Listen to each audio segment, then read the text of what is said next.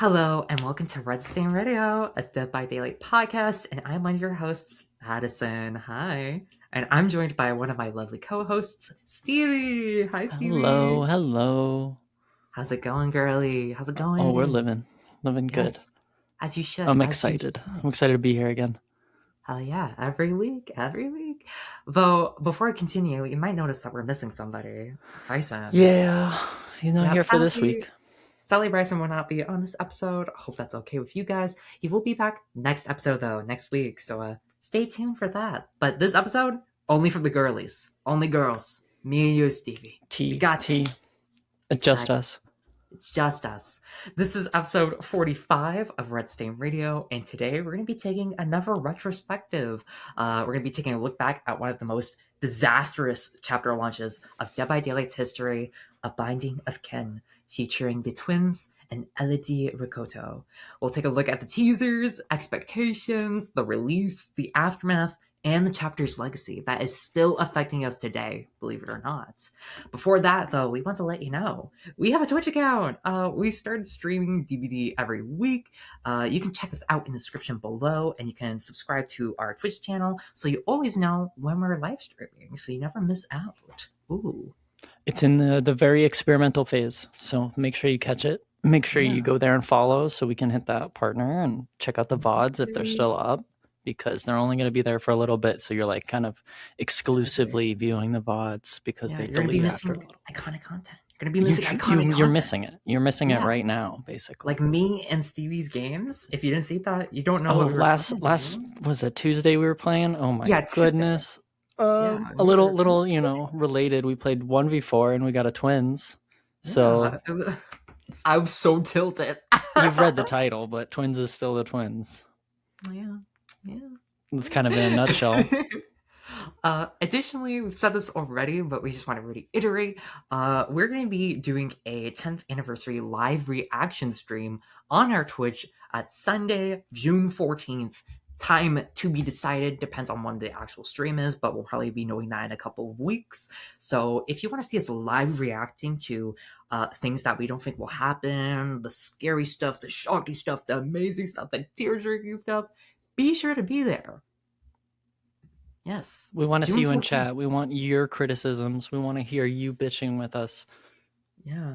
When they announced the inevitable Pets edition to the game, I want everyone to be there, be like, oh, of course they added pets. They've like, teased it with dogs and cats for the last few exactly. years. Or They're adding Nintendo. pets. Nintendogs. They're adding Nintendogs as the new killer. What? I've got a secret inside tip that this is true. Yep, yep. My dad actually works for Behavior, believe it or not. Yeah. Yeah. Yeah. This is true. This is true. Well, let's get into some DVD news. And just to brace yourselves, audience, we have quite a bit. We got the May roadmap, and it's a chunky guy. It's pretty big. So we're going to be looking over the stuff that's kind of about to happen, and then everything after that. So on May 7th, we're going to have a community stream along with the final vote for the Grimoire. We'll be talking more about the Grimoire after we talk about the roadmap, so stay tuned for that. But along with the vote, there's going to be a community stream kind of talking about that and some other things. May 12th, we're going to be getting the Soul Sides Cosmetic Collection, which features Quante Young and some other characters. May 14th, we're going to be having the Dead by Daylight 10th anniversary begin, which basically means they're just going to go into full like advertising and marketing for the 10-year anniversary, and that's when it starts, I'd say. And normally this is called the road to the 10th anniversary, and they do that about for the last 2-3 years. I think they've done that, like a road up to the anniversary, and there's basically like sales for characters, cosmetics, etc. And that leads up to the actual big reveal and that big event. And this one's probably going to be pretty big. So expect some juicy stuff in May. Yeah, what this means for you is save your orc cells for the week when the skin you want is on sale. And if it's not on sale now, wait 2 weeks. See what the next crop of on sale skins are. Exactly. That'll be like middle of May towards middle of June. They'll do it for about a month before, the official anniversary starts to go underway. Exactly. Moving on from that, May 19th, we're going to see some new additions to the Cats and Dogs collection, which I believe has a skin for Tori Kane. It does. So all you Tori heads out there, I am surprised she's on the cat side, though. She does kind of give like she'd have like a Rottweiler or like a bulldog kind of, Mhm. but I kind of like that she has a cat. Me thinks. I guess it's going to be like a black cat theme. I haven't seen the cosmetics, so this is pure like Do you think speculation. like But I something mythical? No, I think she has like a big chunky orange cat that like oh my doesn't move god, more than 50 feet every day. like You know what I Garfield. mean? But Yes, like or like his name is Edgar, and like he's had Agnes. 6 other owners who've all died mysterious deaths or something. I can see that. I Like can think see about that. the Jonesy model, but like add 6 pounds, just Yeah, six chunky pounds. boy. Chunky boy. Yeah, Additionally, we got something kind of odd on the May roadmap. On May 22nd, we got some blurred out text with some question marks as like the little symbol to indicate what it is. So I guess they don't know what it is either. People have been in full speculation, like trying to de-blur the text under it, which people think says "stop peeking" or "Jason Universe" and stuff like that. there's So, no way it says Jason Universe. It that would be literally really says silly. like 4 letters and then a longer word. Yeah, yeah. So, what do we think this is, Stevie? What do we think this question mark thing is going to be? It's tough because it's like not the PTB, it's nothing official. Mm-hmm. I think it's just another cosmetic set that they don't have a little bit of art for yet, or they're gonna show it later. Could be licensed. Could be licensed. Because like I see everything else is like every week for this month is gonna be a set, and then a new little bit of either lore or community stuff. Lore, Yeah, community stuff. yeah, So it's gonna be Grimoire and like skins, and then sale nights, cosmetics, and then a little stream, and then after that it'll be cats and dogs, and then either another set or a secret stream. That's not happening. It's just yeah, another set. yeah. All right. Here's what I'm thinking. This is Yeah. totally me being Delulu, but my theory is that Dead by Daylight notices that people have already assumed or figured out what the year 10 anniversary is going to be, especially with comments like from Mati Gote, where previously, I'm going to be talking about Jason, where previously he said, oh, we'd always love for Jason to be in the game. And recently he's been saying, no comment. Odd. He should be saying the same thing, so why is he changing it up? My guess, this is literally just a theory, is that that's going to be the reveal of who the year 10 anniversary license is, which is going to be Jason. And then that would make sense for later in the calendar, which we're going to talk about very quickly, May 26th, where we're going to get the PTB. So that's 4 days after that teaser. No, I see So it. my assumption I see is that. that. Sorry, continue, No, continue. you're right. Like I think that that's the best way they do it is right. Is the announcement for the PTB thing comes before the PTB. We want to Exactly. tease what's coming way before you even have a chance to test it. Exactly. Because my guess is why they're doing this is they want to build up hype for the year 10 for the outside audience. Like for someone who's seen all the license entities and they're like, oh, I'm not that interested. For people who like play Friday the 13th a couple times and then we're like, oh, the game shut down. I'll play something else. They want people to see that, oh, Jason's going to be added. This is when the anniversary happening. This is the 10-year anniversary. It's going to be big. And that also gives them space during the anniversary live stream to talk about stuff other than the license. Because previously, they've always had the anniversary stream be like mainly this is the big license we're bringing, or this is the big original character we're adding, and here's the stuff we're doing throughout the year. But for this, for the year 10, they can be a bit more expansive of what they're talking about, a bit more detailed, but they can also include some like really surprising stuff and have that stand out on its own instead of being overshadowed by Jason, which is a highly anticipated license for I want to say 8 years now. So my guess is that they're revealing it early so they can bring traction from an outside audience, but also give space for the bigger reveals for the live stream that isn't going to be eclipsed by Jason. I like that all of a sudden it's so certain. Mm. All of a sudden it's like the only thing anyone's been talking about, and it's kind of boiled down as like people were thinking it was a few different things. Yeah. But now all of a sudden I've just been watching. I haven't made up my mind yet. I'm not calling any shots. I'm here to be surprised, but like, yeah. Again, it could be anything. You're it so, could be. But you were so certain it's Jason. You even said that the text said Jason Universe. Yeah, or that's what people said online. Like I agree with you. If they're gonna tease what it is, it's coming out. But like Jason, I'm skeptical. Yeah.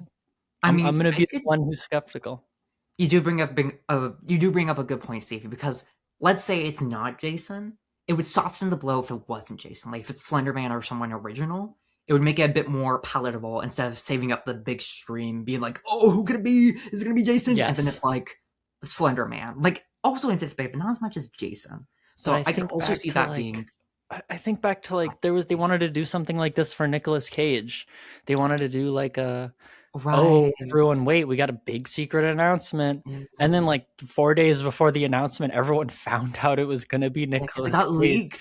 So they had to bump the stream up to that day so they could get ahead of like the half of the people that didn't hear that news yet. That was so, that's exactly what happened. So I don't think it's Jason because everyone's so certain it's him and there's been no proof. Yeah. Well, we'll have to wait and see because that's only like. But I want to be wrong. That's why I'm saying it's not him. Yeah, it's almost. I want to be wrong. We'll have to wait and see. It's coming. It's so soon. Yes. Well, funny we mentioned that because May 26th, we get a couple of things, but the main things are we're going to be getting outfits from the Rift and the Dark Overgrowth collection. We'll see an expansion with, thankfully, a skin for the Pursuit, which looks so good. It's giving like someone hiding in the woods who's like stalking their prey, but they're also like part of the nature, kind of, if that makes sense. So kind of like a nymph inspired kind of, but like instead of being like mischievous, she's killing you. She's going to murder you. I like that you see that. I like that you see it like that. That's a good take. I like that. Yes, so I'm really excited for that Christina skin. Additionally, as we said before, we'll have the anniversary PTB on May 26th. So it's not going to be before the live stream, which is in June 12th, or during or after, because my assumption, I think they said, is that it's going to be a couple days after or the day of release for that chapter. So this is why it's happening so early. So they wanted to be a bit closer so you're not waiting for like 3 weeks for the chapter to come out like they did for FNAF. So yay! Additionally, we're going to be having the official introduction of the Road to the Anniversary, where you'll see those discounts for characters, cosmetics, and live stream partnered streams and stuff like that, being like, oh, we're 2 weeks away. And additionally, also on May 26th, there's going to be the XP multiplier for every consecutive match. Very minor, but fine, I mention it. But let's be honest, if you're not on console, you're probably going to be playing that PTB. So, just so you know. But don't get too sad, console players. You will probably have, some fun stuff in the meantime. Yeah. XP multiplier. They remembered you. I hope so. And finally, on May 30th and 31st, they're going to be at TwitchCon Europe. So if you want to go say hi to some of the team there at Behavior, that works on Dead by Daylight, you can go say hi and maybe even play the PTB there. Ooh. Well, we'd have to wait and see, though. We have to wait and see. Oh. Well, moving on from that, now it's time to talk about the Grimoire, which by the release of this episode should be happening in a few hours if you're watching this, like, the hour this episode goes live. That being the last vote today, this vote ends on Monday the following week, where for this vote, we're going to be voting on the chapter's main music theme. So this could be either be actually sampled music, or it's going to be like the theme, kind of like mood board. And we're also going to be looking at the chapter's colored key art concept. So we're taking the one that won, where she's kind of like standing ominously behind or in front of Aurora, and Aurora's like, no, don't do it. And we're going to be seeing some different coloring for that. And that's going to be pretty close to the final concept. So I'm really excited for that, because this chapter, I've been so excited for, because it went from something being like, oh, okay, this is kind of cool, to I love her. The Judgment, more like the Queenman or the Slayman. I'm excited. I'm sorry. I like it. Also very cunty. I love her. I've heard criticisms of it being like it's the survivor is like giving head to the killer in this key art, and we got the worst one, and it's fine. They're gonna color it in and make it look pretty. Yeah, that's gonna be your picks. I feel like all the concepts were really good. Like, I don't think they were all the wrong one. Like, I like the one where Aurora was on the ground, like, backed up, and she was, like, ready to attack. I thought that was the coolest. But this one is also really cool, because the Judgment in here is very imposing. She's got, like, this authoritative, like, you can't beat me, I am greater than you. She's kind of, like, beholding the killer in, like, the moment. And I'm gonna be like, wow, I haven't had a survivor who has met the killer in a long time. There has not been a survivor-killer duo who have been contemporary that have been an original chapter in a little while. Yeah, because I want to say the last one we got, besides Quente Young, because that was just a paragraph. It might be like just Singularity. I was going to say Singularity and Gabriel were our last like iconic duo, original specifically. So very interesting on that part. Additionally, there will be a community stream that we've mentioned that's going to be kind of going over that. But we also got like a little behind the scenes point of view pick thing, blah, where they basically took a look. Oh my god, my English today. Where they took a look at some of the development of the chapter and some of the stuff like that. Specifically, we got to look at how the sin animation looks like when the survivor has enough sin. It's got like this nice little glow. We also got to see some other things like the improvement of how the realm is actually going to work, and there's going to be like a big statue of the killer in there, so that's really cool. We also got some more developments on her actual model, her power, stuff like that. They reiterated like, hey, this is how you get sin, this is how you do this is how you do that, all that kind of stuff. Additionally, we also got a look at the perks, the not final, but the first iteration of these perks as written by text. And Stevie, I'm what do you think? I'm a fan of how they work. I hate the numbers. All the numbers are throw out the numbers. Make them different. They're gonna go through changes. I don't think these numbers are true to how they're gonna release, and I don't think they're true to how they're gonna, come out at the end of the year. Yeah, I definitely agree because I kind of want to go over them because some of these are interesting. Do you want to start with the judgment? Yes, let's start with the judgment. Stevie, why don't you read me the judgment?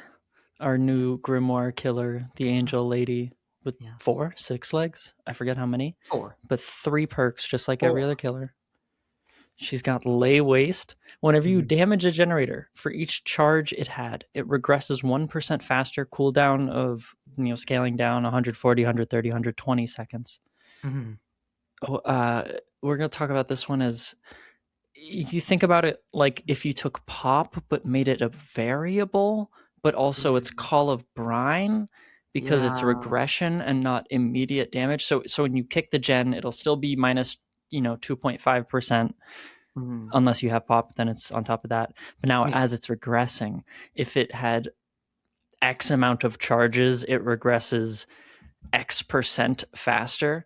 Now a generator already regresses at a quarter of the speed of a survivor. So if a survivor repairs at 100% and your regression is at 25%, and you get the maximum value out of this perk where you kick a gen that's 99% finished, but that's actually only what is like 89 charges. Yeah, 89 charges to be 99%. So you get it to be regressing 89% faster. And that's the utmost value. That's right. So the gen is regressing close to like as if half a survivor was removing charges from it. I think that's better than Call of Brine. But Call of Brine also gives you the information if somebody hits skill checks or whatever, or if it stops regressing or something. I forget Call of Brine. Oh no. Yeah, Call of Brine, it starts at 100 but slowly makes its way up to 200%. That's better. That's 100%. It is better. That's better. It is better. That's actually better.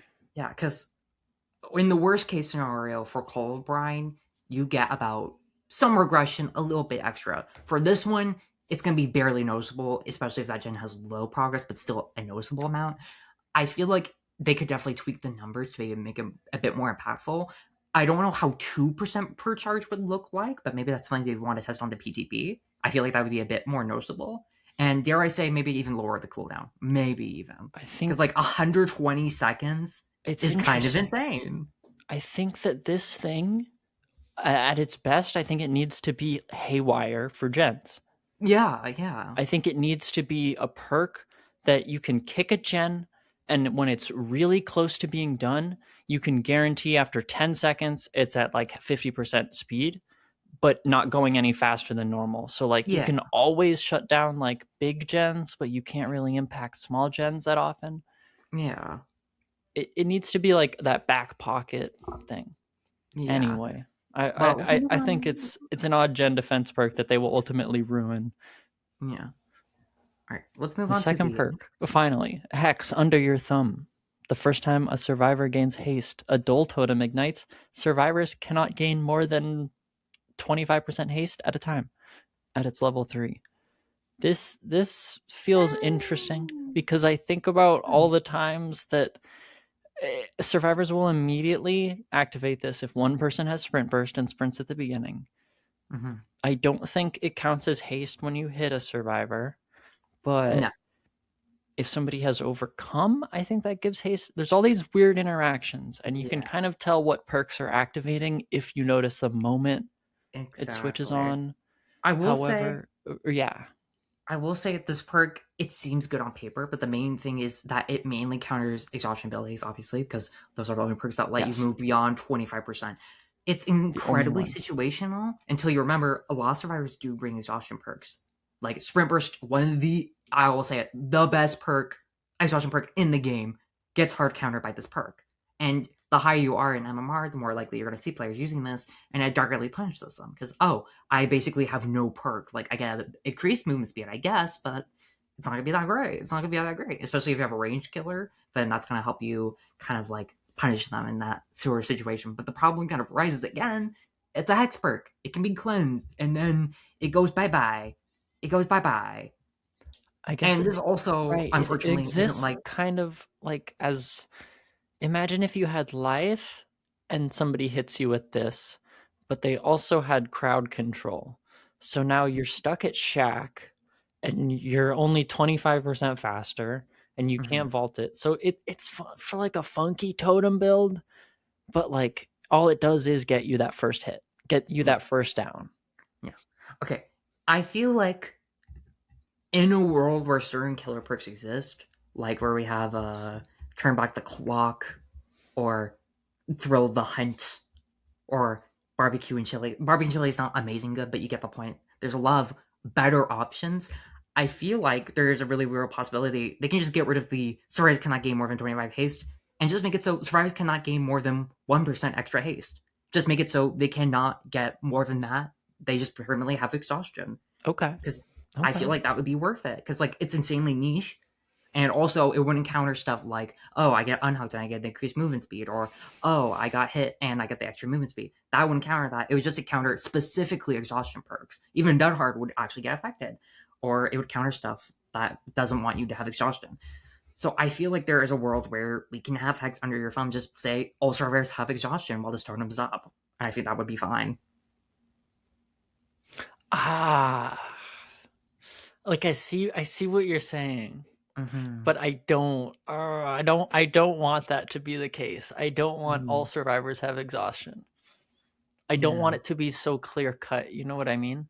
I Yeah. want it to I want it to be noticeable, but still like you can work around it. Like you're not going to be at a loss Yeah. and it's still like you can power through it. I like that Yeah. most hex perks you can power through it and just kind of ride out the match without looking for them if you know what you're doing. Mm-hmm. Like every hex perk kind of has a counter built Yeah. into the way it's just so situational. Like Yeah. even Devour Hope at its worst, you notice after 3 hooks you can't find the totem. Everyone's played safe and been looking for totems. All right, time to unhook in the killer's face. It's Yeah. fine. It's what we Mm-hmm. have to do to stop the Mori ability. We have to be sneaky and Exactly. unhook instantly. No doubt. This with just instant exhaustion would be too much. There's Yeah. just too many variables it cuts out for the killer. But like Yeah. That's a good point. this, it still means like you could get to the end game and have hope hit, but your adrenaline wouldn't be as Yeah. good. All And if right. it was just Alternate. exhaustion, adrenaline would still be the same, Yeah. you know? So Okay. I like that it hits haste. I like that it hits specifically the thing that you wouldn't know is messing you up unless you know it's a thing that could mess you up. Yeah. If you've been playing and you're like, does this guy have MFT? Does this guy have hope? Yeah.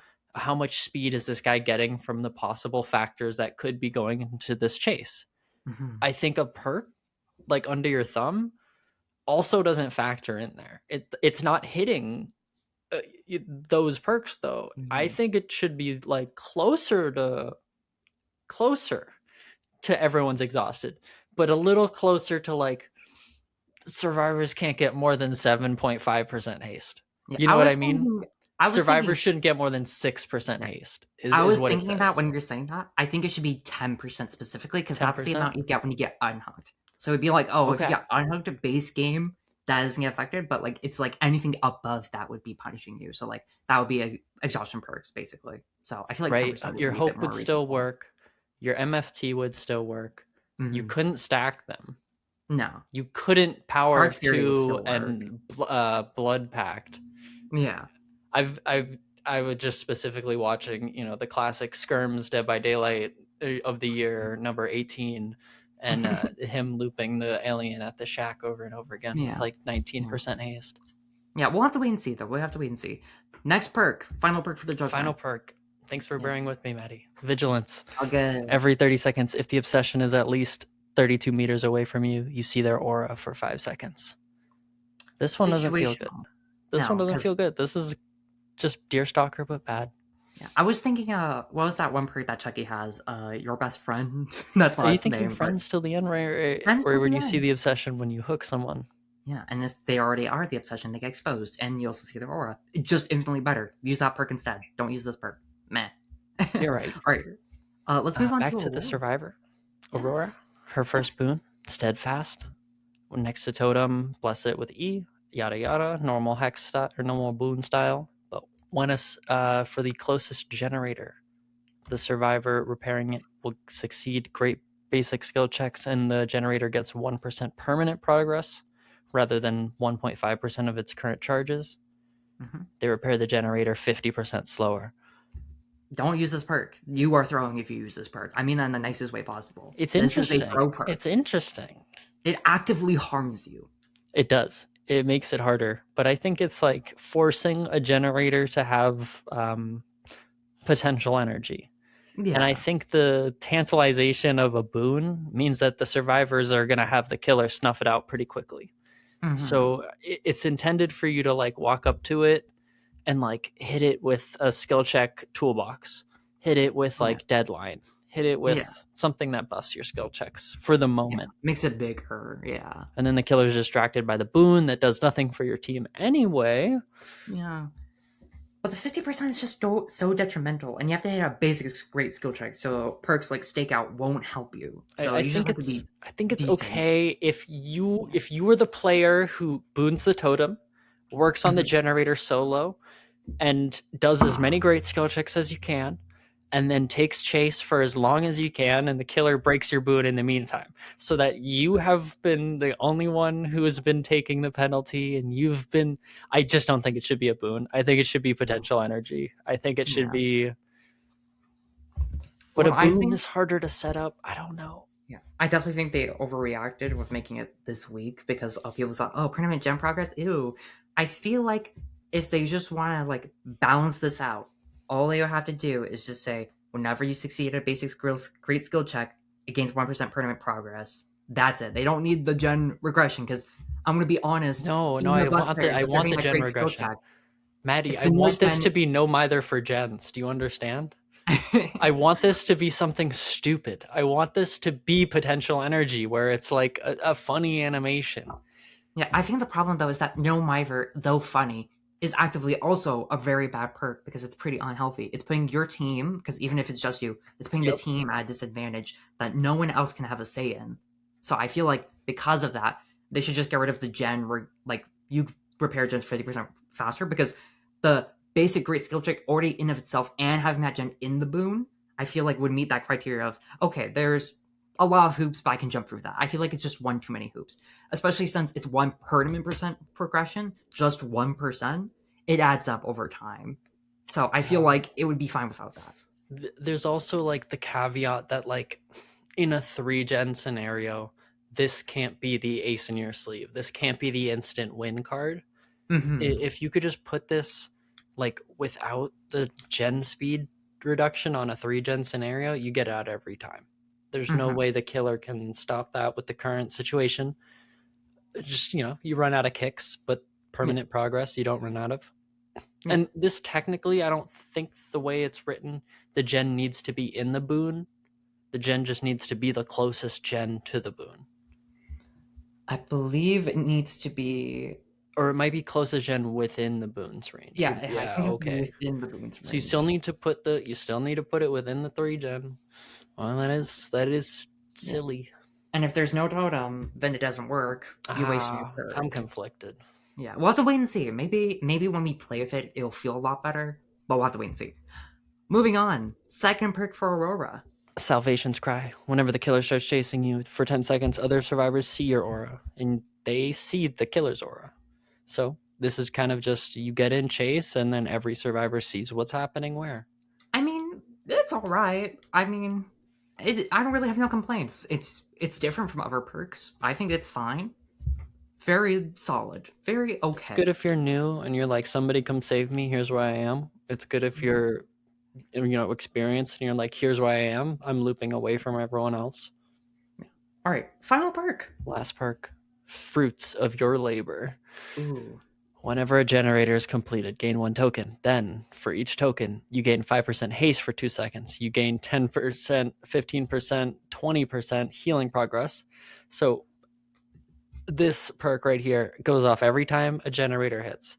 Yes. And for each generator that has been done, you've gotten tokens banked. And each of those tokens means you get another 5% haste, not stacking, but like stacked up adding at to its once. base value. Yeah, right. Multiply it and shot out all at once. Yeah, so it starts at 5. The way it's written, how is this not like better adrenaline? Better adrenaline. How is this not better adrenaline? Like this is my problem with current perk design, which I mentioned in the Trickster Aftermath. The what's it called? All Kill Comeback chapter, where specifically they'll take a perk and just make them better than a pre-existing one. Like, no one should be using Windows of Opportunity when you have 5 moves ahead. No one should be using Adrenaline when you have Fruits of Your Labor. And that's kind of my main issue. Why do we have perks that are just better ones than the old ones? Obviously, power creep is going to happen, but it just feels egregious. Like, this is just all around better. You would never use Adrenaline when you have Fruits of Your Labor. Like, the only reason you'd use Adrenaline is because you don't have Fruits of Your Labor. I'll ask you, though, do you use Adrenaline? Me personally, I don't really like using Adrenaline. I like using other perks. I am not sure I would run this over Adrenaline for the reason I run Adrenaline. I think I would run this in tandem with Adrenaline and then maybe sacrifice like 1 instance of healing. But the way that this is framed, I think Adrenaline is so much more situational that it's more effective.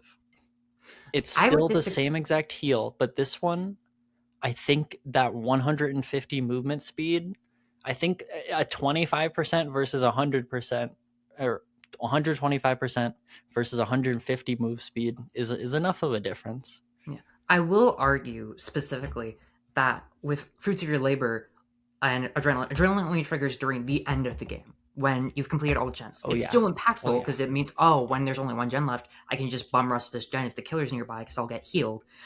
But then you would also do that with this other perk, and you're still getting haste. It's not as much haste as Adrenaline, but you're still getting haste. And additionally, this perk triggers every time a gen is completed. So the first gen, you gain some healing progress. Very good. And you gain 40, then you gain 60, and it just adds up. It gets better as the game progresses until you get a slightly worse version of Adrenaline.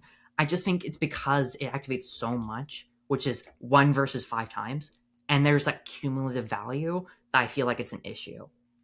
It should be either a little closer to Adrenaline or a little more different from Adrenaline. I think it should 100%. come with Exhaustion so that you get exhausted for like 5 seconds every time a gen gets done. Yeah. For every gen that gets done. This perk is also arguably better because unlike Adrenaline, you don't get exhausted after your haste. You just get haste. Slap that on. Just slap a scaling exhaust. Make it like 10, 20, 30, 40, 50 seconds. Mm-hmm. We'll have to wait and see. We'll have to wait and see because maybe the perk is better. Maybe we'll have to wait.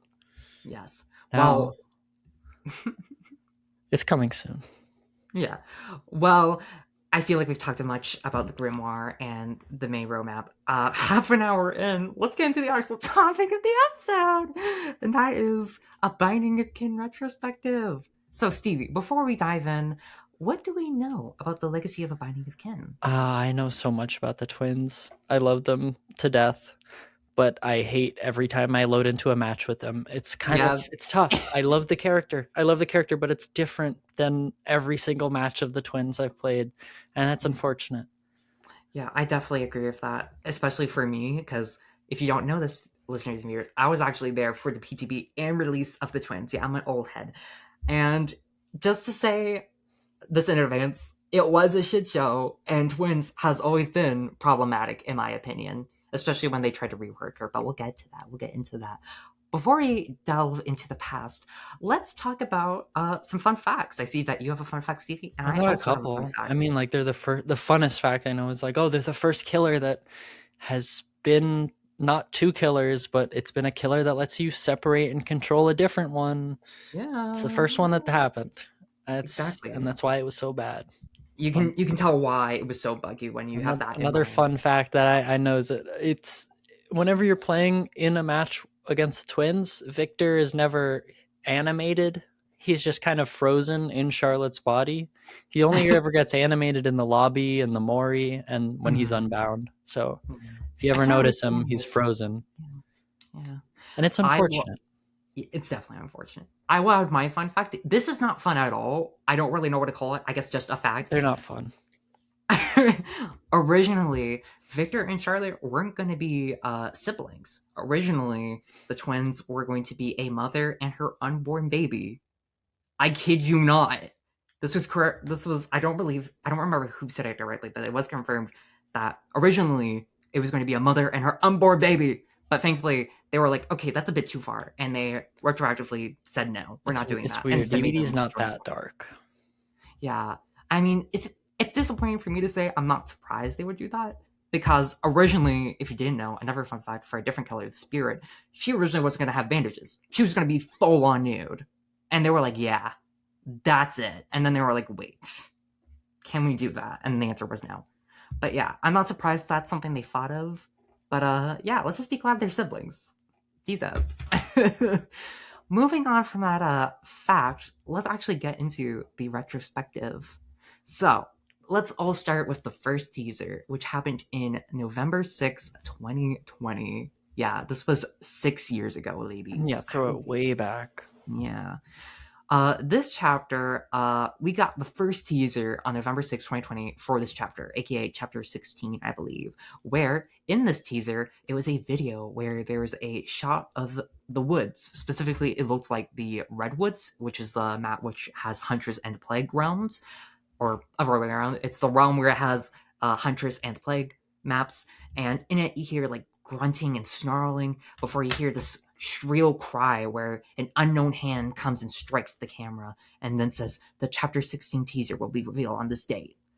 Well, after that video launched, there was a lot of speculation, Stevie, on who this killer was. And obviously, people didn't know at the time this was going to be a little guy, part of another person. They thought this was the killer. And there were two main contenders for this chapter, or I should say three. One was the least obvious to people and the one that they expected the least, which was an original chapter. Okay. And then the other two are a lot more interesting. I would say the runner up for who people thought it was going to be was a witch from Left 4 Dead, because they said, oh, her hand looks a lot like the claw from the witch in Left 4 Dead 2, and additionally, it kind of sounds like one.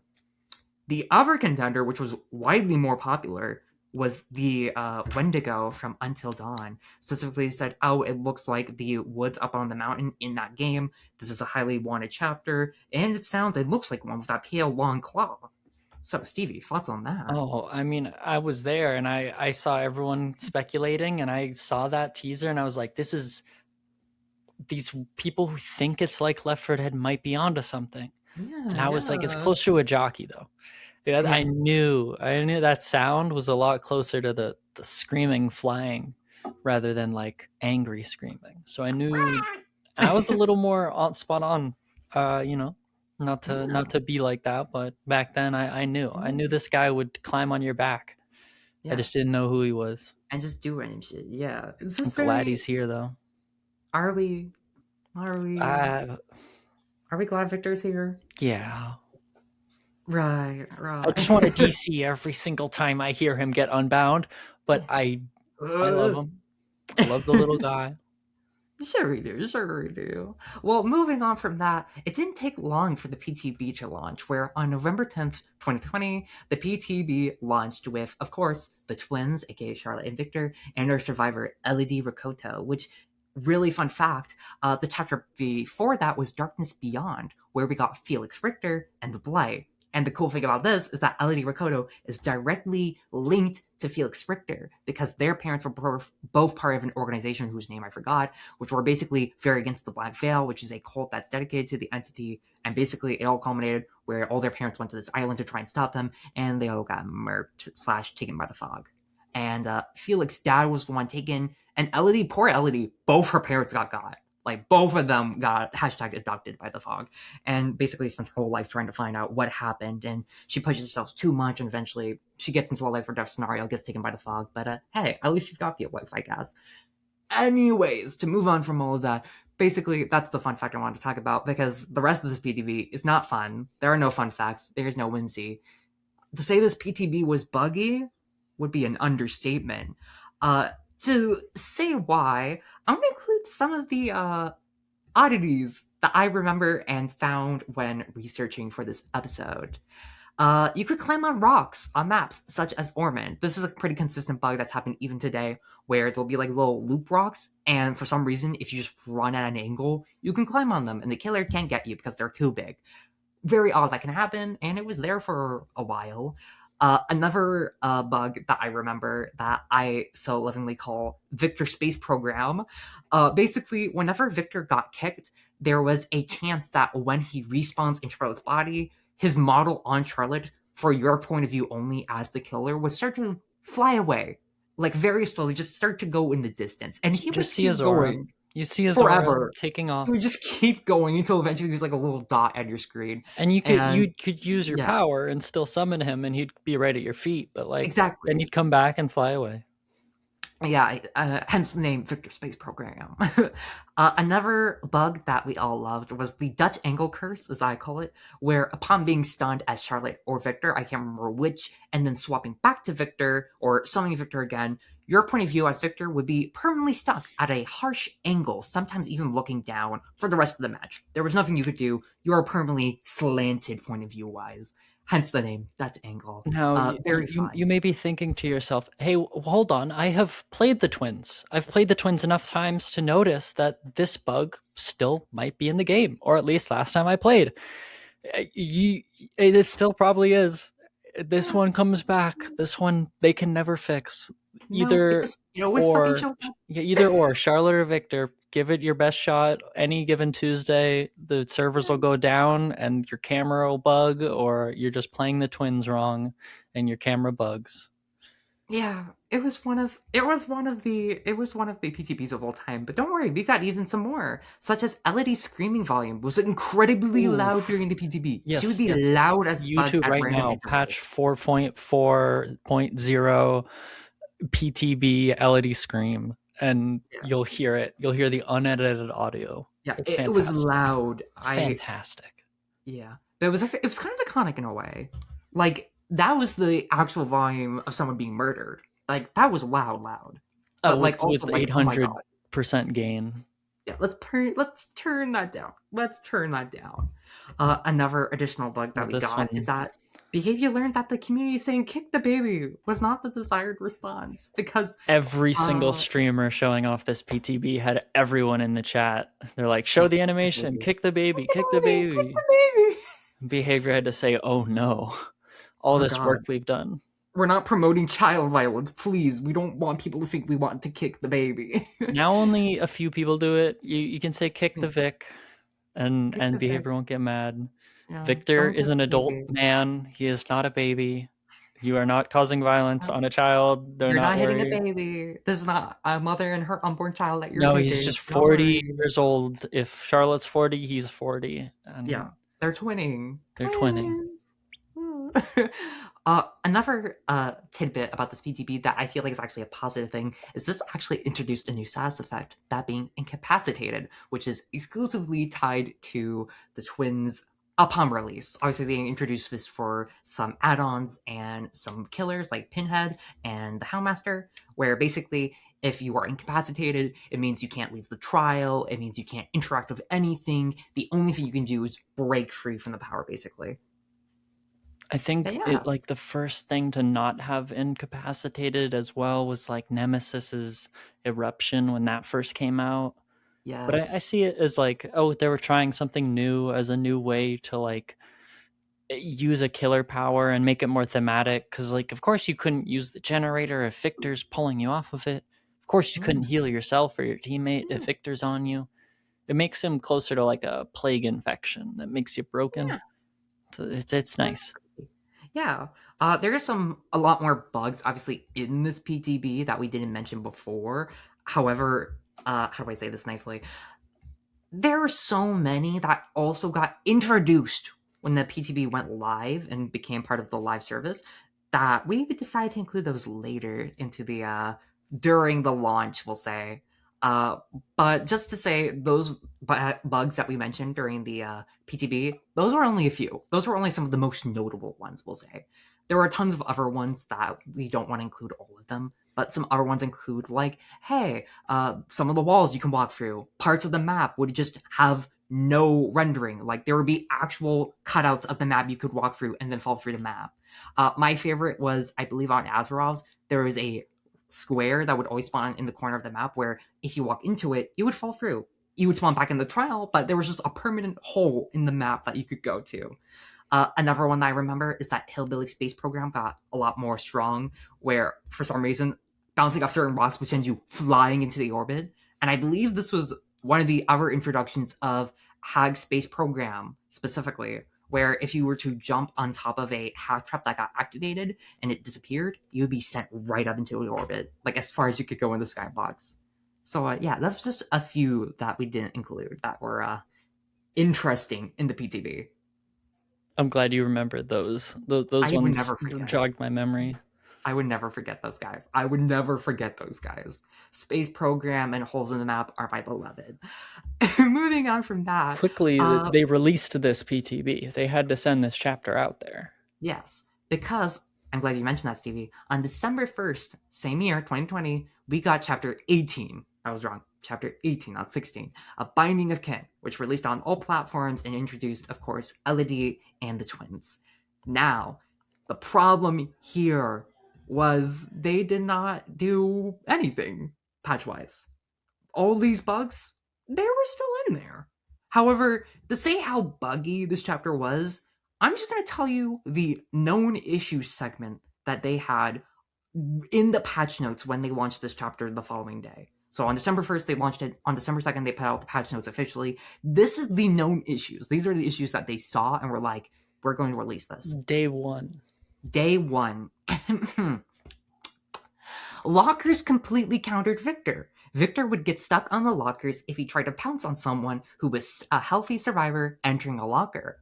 The perk Hoarder did not work. Coup de grace would not give players that used it an extended lunge animation, meaning you would just be frozen when you did your extra lunge. Power Struggle did not work most of the time, and when it did work, there was a chance that you would be stuck in the pallet. Deception UI wouldn't work. Using the perk Deception with high ping would cause it to break. Deception would interfere with fast entrance lockers. Victor's model flying away. The camera bugged on both twins, Victor and Charlotte, point of view. And that was just some of it.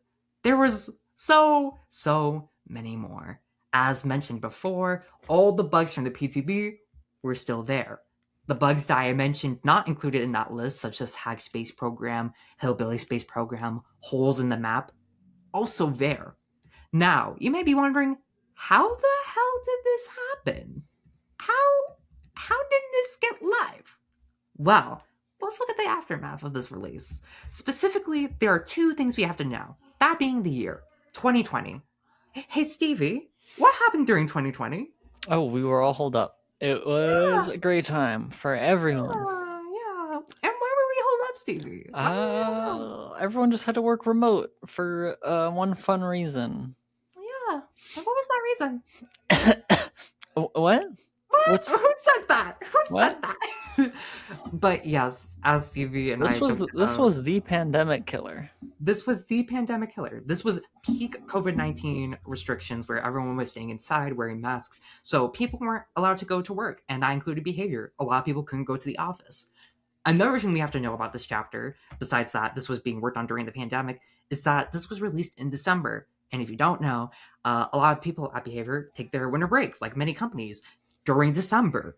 So basically, once they sent this chapter out and did some of the quick bug fixes after a certain day in December, early December, they went on their vacation. It wouldn't come back till January. So as much as they wanted to fix these bugs, they were basically at their end of their time being like, I just want to go home and relax. I don't give a fuck. Okay? I'm doing my best on this strict schedule with this limited release window. We can't delay it because people will be pissed. So we're going to release it. That's why it was so buggy and why there were so many issues and why it took so long for them to address it. Because all of these things combined really added to this sort of, we're fucked. We just got to do the best we can. And that's why the Binding of Kin release was so buggy, basically, because COVID-19, restrictions with the pandemic, winter vacation, strict time window. All of that combined kind of culminated into this disaster, I'd say. And yeah, fun things like the killer not working, the brand new one. 4 of the 6 perks not working because, right.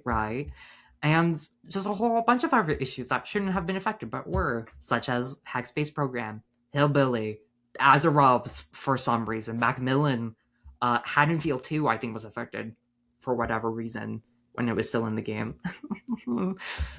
Yeah, but to say people were pissed would be an understatement. People were mad.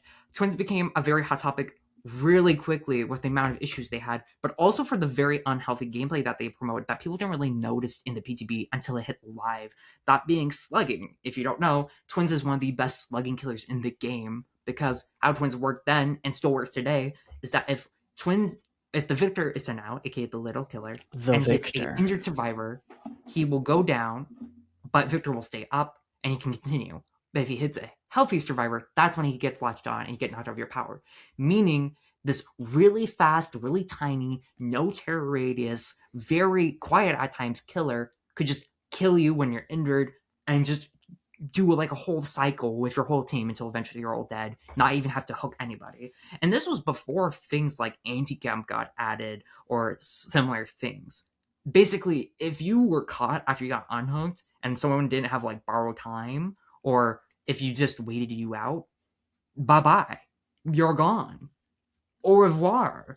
It's Désolé. very effective when you're playing the Twins. It's how you play the killer. Is that why would I pick up this person if I can leave one of my twins here and go do something with the other and be effective? Exactly. It's just how you play the killer. Exactly. If survivors aren't ready for it, or if you're a good Twins, you will roll everyone. And when she first came out, there was a lot of extra little things that, like, for example, lockers countered her. She didn't have any way to deal with lockers while Victor was out. Until they quickly threw in that animation where he holds it for 10 seconds, which is still an effective strategy. You hold the Twins for 10 seconds and they either let you get away or they waste both their time. Yeah. But I think that it was kind of emblematic that like they didn't even test the effective strategies because her basement camping, her like collision body blocking, she could just put Charlotte at a window, send Victor out, and camp everything. Exactly. And there was basically nothing you could do. So yeah, to say she was both strong and incredibly weak is an understatement. I know I've been saying that a lot this episode, but it truly was. They tried to make her balance, but then she just had to force her advantages, which were nasty. Because when she wasn't dominating matches by slugging or camping, she was broken. As we mentioned before, she had numerous bugs. But even if you were just going to a match, play as her normal as possible, like I'm talking like NPC routing, like if you're listening to this, she's doing the robot I'm doing the robot. Audio listeners. There was a very high possibility you would encounter a bug, whether that is Victor getting stuck on something or another bug that we didn't mention. Sometimes when you pounced and jumped over a pallet, it would still think you were on the pallet or higher terrain, because if you don't know, if Victor's on high terrain, he will die immediately. And sometimes the game would think you were on high terrain when you just jumped over a pallet or a window, etc., and you would just die instantly, and basically Victor had brittle knees disease. So things like that were very awful for the player and the killer as a whole, because this killer can't do anything. No matter what they do, they're gonna suffer or other people are gonna suffer. And the worst thing is that because of the pandemic and the winter vacation, they couldn't address this till January, which is kind of why it took so long for, even like you said, Stevie, for the locker animation to be added, which was the best counterplay, and literally the twins could do nothing if you did that. So yeah, the aftermath was quite hostile and definitely added to an atmosphere that I would say would be one of DBD's dark ages, where for a solid 6 months, the game was in kind of a dark area where following chapter releases weren't super popular. Like, I believe some of them were pretty good, but overall, not great, because I don't believe the chapter after this, but the chapter after that, so Binding of Kin, chapter 19, chapter 20 was All Kill, which had Trickster, who was pretty He weak. was directly after Twins. I'm taking a peek right now. Oh yes, he was directly after Twins. Twins, All Kill, Resident Evil. Resident Evil, yes. But Trickster was pretty underwhelming when he released. The perks weren't great. Trickster had some decent ones. The Yunjin, not so much. Yeah, And overall, I remember release Trickster. I had so much fun with No Way Out. It was yes. Yeah, but to say that was kind of like a dark period for them would be an understatement, which especially sucks when we got iconic characters like Felix and Blight and Elodie in this period. But sadly, that's what happens when you have one of the buggiest patches of all time and don't even do anything to address it because you literally can't. Now, let's talk about the legacy of this. Not just the chapter, but also the characters, Elodie and the twins. Let's obviously talk about the elephant in the room, address me. The twins, specifically their playstyle and their rework, or should I say, failed rework. Yeah, Because there was do you remember how she turned out when they tried that about a year and a half ago? Do you remember she that literally PTV? couldn't lose. She Yeah, literally could only win. There was nothing you could do. Stevie, why don't you summarize oh what my goodness. the Yeah, rework? quick one. I remember it was very much like they wanted to make Victor more viable, basically. They Mm-hmm, wanted to make him a little stronger. So anytime he mm-hmm, got a successful hit, he couldn't be crushed. And mm-hmm. anytime he downed someone that's a successful hit, so he was able to just walk up to an injured team and just down everyone with no counterplay. Yeah. If Victor found you, you were injured or going down, and there was no way around that. Mm-hmm. Eventually, that rework just couldn't fly out the door, and all they ended up doing was just fixing a couple like charge time things, And fixing some a couple bugs. animations. Yeah. Eventually, at this point, all the killer has received. The only changes you can see that have been permanently stapled to her have been basically just charge time decreases, cooldown refreshes, and like quality of life stuff. Exactly. She can And like yeah. she should be able to recall Victor like and not have him be held hostage, but I think sometimes that bug shows up again where she can just recall him. But Yeah. hey, otherwise I think the only camera angle thing is the only bug you have to worry about with her at this point. Yeah. To say this rework was a fail was a bit of an understatement. But moving on from that joke, yes. Twins overall is kind of cursed in their gameplay aspect where no matter what you do, they're always in a bad spot. But I believe the reason why they haven't really addressed her since that failed rework, besides that being the case, is that they don't want to rework the code for this killer because she's so buggy. Because Victor himself is just such an amalgamation of old code and their old way of coding things that there's no really salvaging it. You would have to start over.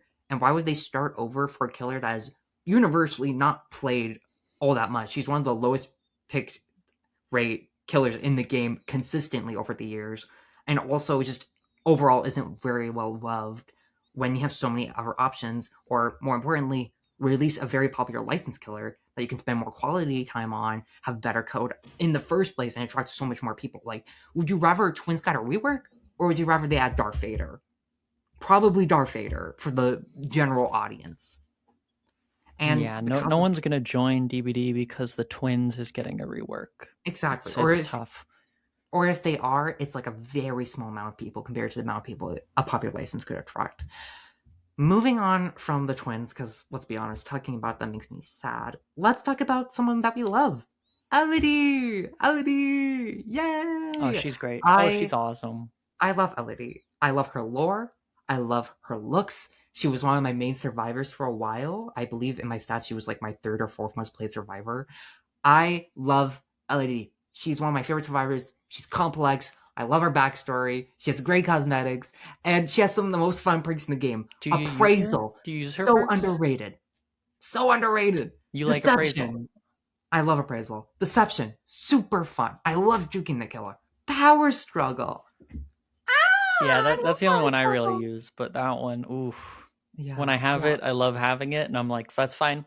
I sacrificed a perk slot and it didn't work. And the games where I don't have it, the games where I don't have power struggle and the killer walks through a pallet and I'm like, I could have had power struggle. You could have had power struggle. Exactly. It's a bit of a curse, but like a fun one. I will quickly add Twins does have a pretty popular perk with coup de grace, but I feel like the other two aren't really used that much, even oppression. Okay, But okay. with LED, she I'll has give you a tip banger. for twins perks. Mhm. Anytime the anniversaries roll around, and I know there's going to be like a million chests on the map. I run a hoarder, and then I run that with the Dracula perk, Human Greed, so that there's Yes. like 10 chests on the map, and then I can see all of them. And survivors are going to go for the event items, and survivors love items, and survivors get to have fun items, and I get to see The them. niche use.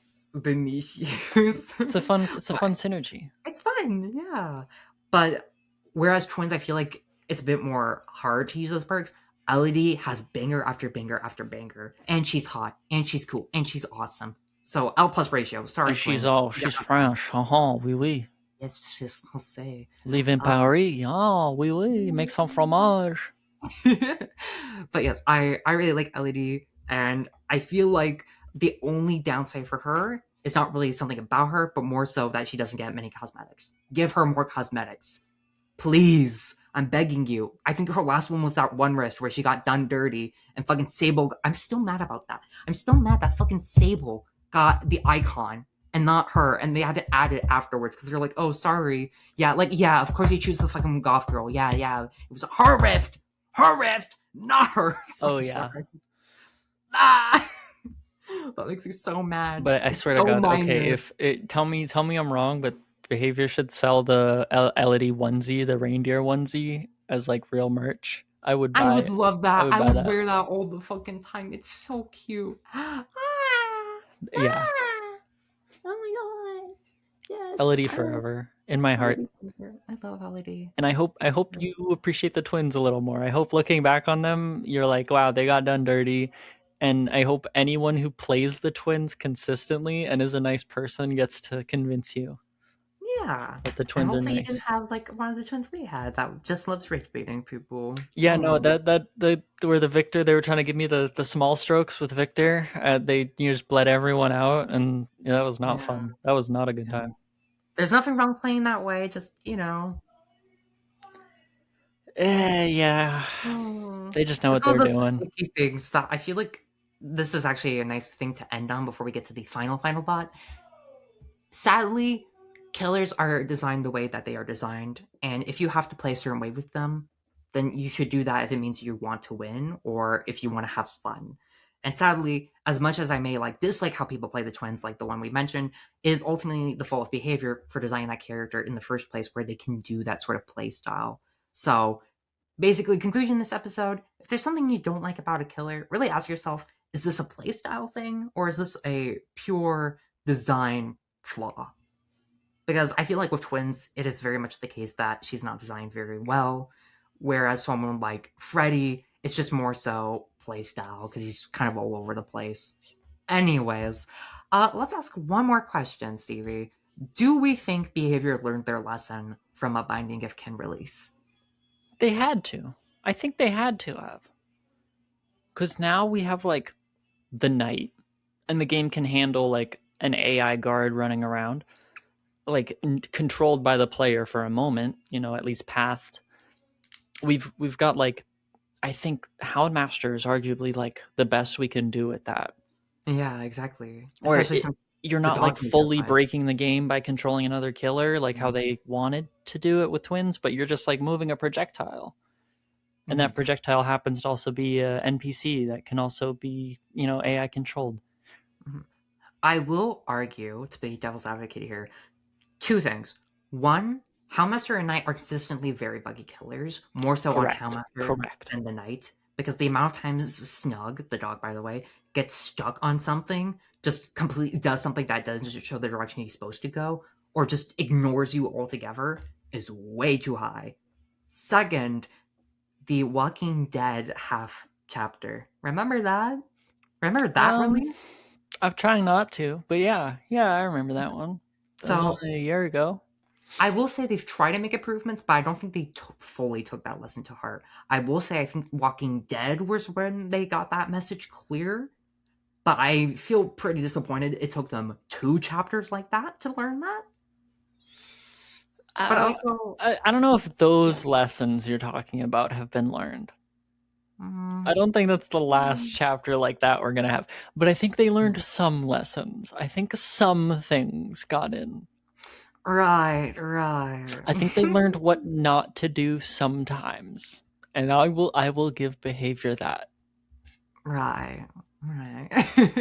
Well, Stevie, before we end the episode, we have to do the Red Stain Radio Killer Tier List, where we add every killer from the game onto a tier list. Each episode, we add one killer from the roster in order, where, if you don't know, we're building this killer tier list where we're trying to ultimately have our official Red Stain Radio Killer Tier List as of recording, and we might move stuff around. It'll take a whole year, don't worry. It might take a whole year, yeah. Well, Stevie, today we're talking about a pretty weak killer, I'd say. Yeah. That killer being the first added killer from the base game, the nurse. So, on a count of 3, let's say where she's supposed to go.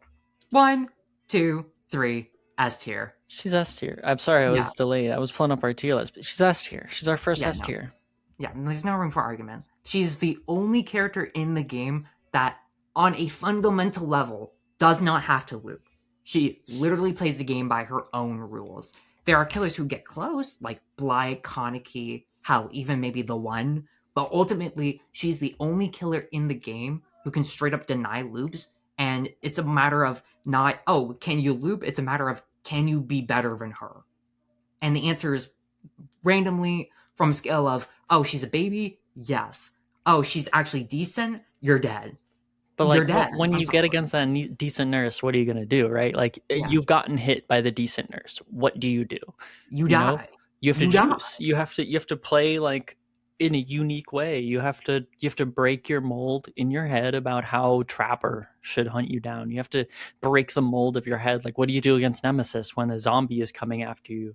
Same thing against a nurse, right? She's going to be right next to you, so don't be right next to yourself. Exactly. But yeah, I'm just going to say, I feel like she's been the best killer for way too fucking long, because if you don't know, she's been the best killer for, I think, 10 years. After 10 years, she's been the best killer. Best killer for too long. Do you think she should be nerfed under someone, or someone should get released that's better? Because that's what you're saying. I think she's fine. I think she can be it. I think she can be the one.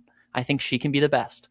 I don't think so. Actually, I don't think so. Okay. Because my reasoning is that we have so many killers getting added to the game, and they're always going to be weaker than her. And I don't mind a free killer being strong. We have Hillbilly. We have Wraith, even. We have Huntress, who are all good killers. Do we need a killer that fundamentally ignores the laws of the game? No, I don't think so anymore. I feel like, if anything, she should be given the Oni treatment, where she has to at least earn the power. So she's a basic M1 killer, 115, and then after a certain amount of hits, she gets like enough soul essence or whatever. She sucks up enough breath from survivors who are injured. And then she unlocks that. And then it's a matter of, can I wait this out? I feel like that'll be a lot more fair and actually gives time and space for other killers to be the best. I just think she's had it too good for too long. And also, she has a fairly low kill rate anyways. So I feel like they could do something fun with her and actually make her easier. So we lower that skill floor and lower the skill ceiling as well. Just bring her down a peg. She doesn't need to be this almighty god, in my opinion. Also, I just don't like how she's the only killer in the game that just ignores loops in general. Like, there's killers like Henry Creel where he can kind of do that, but he still has to build up the tokens to put you into the World Breaker or World Ender mode, and he also has to hit you. And you can still use line of sight stuff and stun him with pallets, whereas Nurse, she just ignores it. I think she's had it too good for too long, in my opinion. I want to see you play nurse. I don't think you've played nurse. I play nurse. I play nurse. I play her in She's strong, 2v8, right? and She's I play strong, her but in like she's 1v4. rewarding. You play She's her definitely in rewarding. I 1v4. agree with that. But I definitely think she's too good. Like the fact that a person who barely plays her, who's I don't want to stroke my own ego, okay at her, like I would say like I know how to blink. Oh yeah, I'm okay at nurse. Is I love that that's boasting. It's the fact that I can do so well with her when I am objectively not great with her. I'm not good with her. I'm decent. I'm like a very like I'm literally in the middle of like bad and amazing. I'm right in the middle. And the fact that I can consistently get 3K, 4Ks with her, I'm sorry. No. No. Kill her. Kill her. Kill her. Sorry. I got you. I get you. I get you. Well, that is all we have for you this week, folks. Go follow us over on Twitch and join the Discord to stay updated on all the things Red Stain Radio related. And you can even play Dead by Daylight with the fellow Red Stain Radio community or even us. Thank you, Stevie. Thank you, listeners and viewers. We'll see you in the fog next week. Thank you, Maddie. Bye, Bye, y'all.